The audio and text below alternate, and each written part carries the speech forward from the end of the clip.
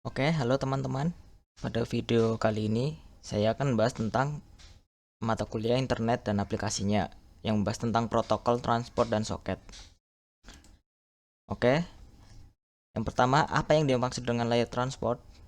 Lapisan transport atau transport layer adalah lapisan keempat dari model referensi jaringan OSI.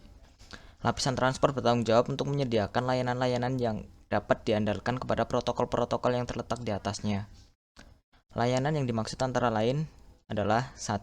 Mengatur alur flow control untuk menjamin bahwa perangkat yang mentransmisikan data tidak mengirimkan lebih banyak daripada yang dapat ditangani oleh perangkat yang menerimanya. Yang kedua, mengurutkan paket atau paket sequencing yang dilakukan untuk mengubah data yang hendak dikirimkan menjadi segmen-segmen data. Proses ini disebut dengan proses segmentasi dan tentunya memiliki fitur yang menyusunnya kembali.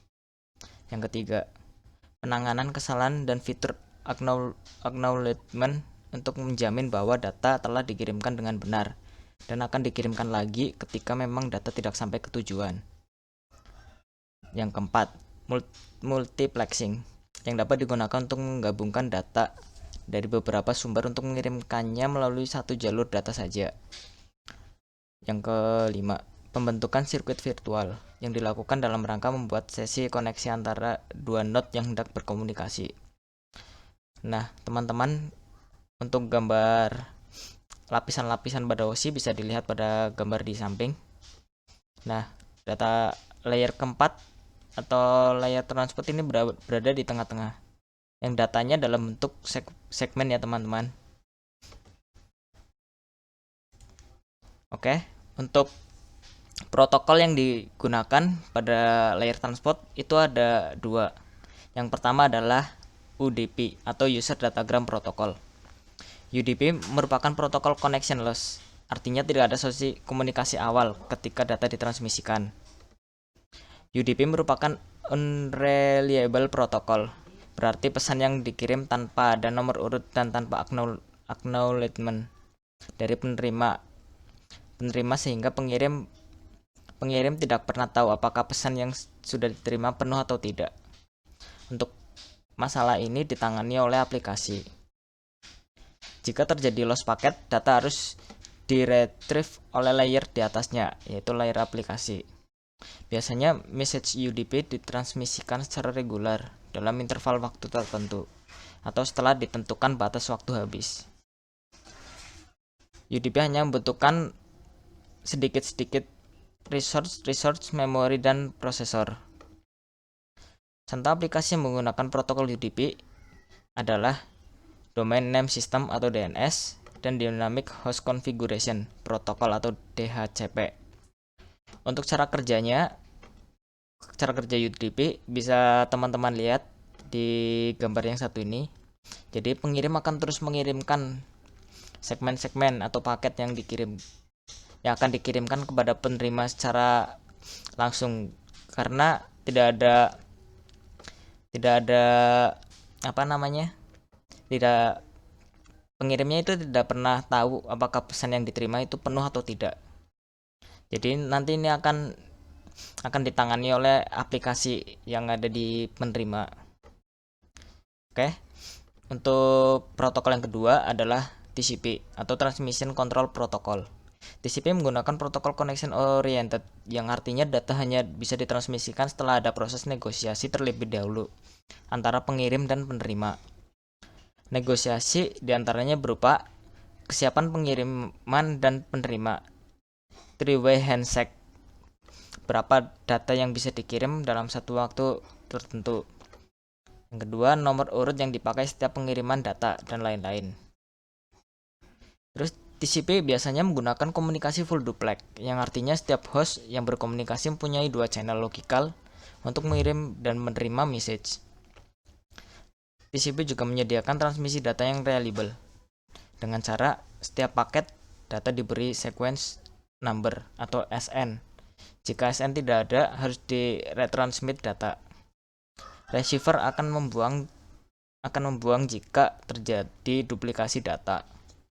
Receiver akan melakukan resequence paket jika kedatangan paket yang tidak urut. Oke, berikutnya adalah contoh layanan yang menggunakan TCP dan UDP. Yang pertama, electronic commerce atau biasa atau kita ambil contohnya adalah Blibli. Layanan ini menggunakan TCP karena sebelum data ditransfer oleh TCP, protokol ini akan melakukan sesi koneksi. Apabila sambungan tidak berjalan dengan lancar, otomatis TCP tidak akan diandalkan untuk mengirimkan pesan sesuai kebutuhan. Port yang digunakan adalah pada umumnya oleh TCP itu di bawah 1024 dengan soketnya adalah 80 karena berbasis web. Untuk soket biasanya itu diikuti adalah gabungan dari IP dan nomor soketnya ya teman-teman. Misalnya jika IP-nya 192.168.1.1, nanti ini di belakangnya akan ditambahkan 80. Yang kedua, layanan berbagi video VMO atau Metacafe. Layanan ini menggunakan protokol UDP karena UDP mengirimkan data dalam aliran dan hanya memeriksa jumlah yang untuk memastikan bahwa data yang diterima tanpa kerusakan. UDP hampir tidak mengkoreksi kesalahan pengiriman dan tidak peduli apabila paket hilang. Port yang digunakan oleh UDP ini biasanya antara 0 dan 65535. Sedangkan soket yang digunakan adalah 53, yaitu DNS. Kenapa saya menganggap kenapa layanan berbagi video ini menggunakan UDP? Karena transmisi datanya itu lebih cepat dan dia menggunakan sistem broadcast ya teman-teman. Jadi bisa saja secara live begitu. Jadi tidak memungkinkan untuk mengkoreksi data terlebih dahulu. Jika mengkoreksi data terlebih dahulu itu menyebabkan delay ya teman-teman, sehingga prosesnya akan lama jika dibandingkan menggunakan TCP. Yang ketiga, file transfer atau FTP. Layanan ini menggunakan TCP ya, juga sama saja dengan electronic commerce atau Blibli ya. Namun soketnya yang dipakai adalah 20-21. Untuk email juga menggunakan protokol TCP karena sebelum data ditransfer oleh TCP, protokol ini akan melakukan sesi koneksi. Apabila sambungan tidak berjalan dengan lancar, otomatis TCP tidak akan bisa diandalkan untuk mengirimkan pesan sesuai kebutuhan.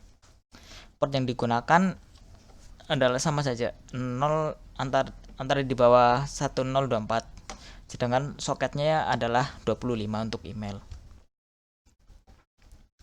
Untuk TV internet, UCTV ini juga menggunakan sama saja dengan video VMO atau Metacafe ya teman-teman.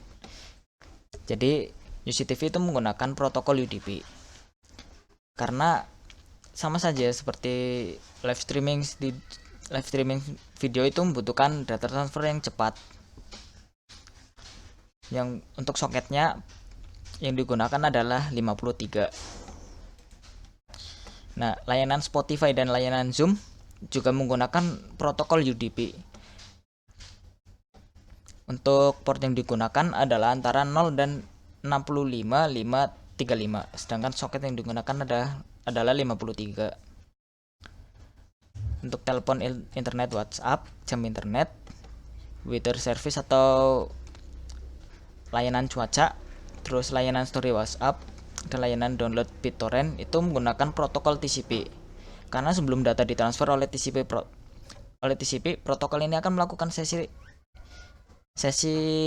koneksi terlebih dahulu. Apabila sambungan tidak berjalan dengan otomatis, maka TCP tidak bisa diandalkan untuk mengirimkan pesan sesuai kebutuhan. Port yang digunakan adalah di bawah 1024, sedangkan soketnya adalah 20-21, sama dengan FTP.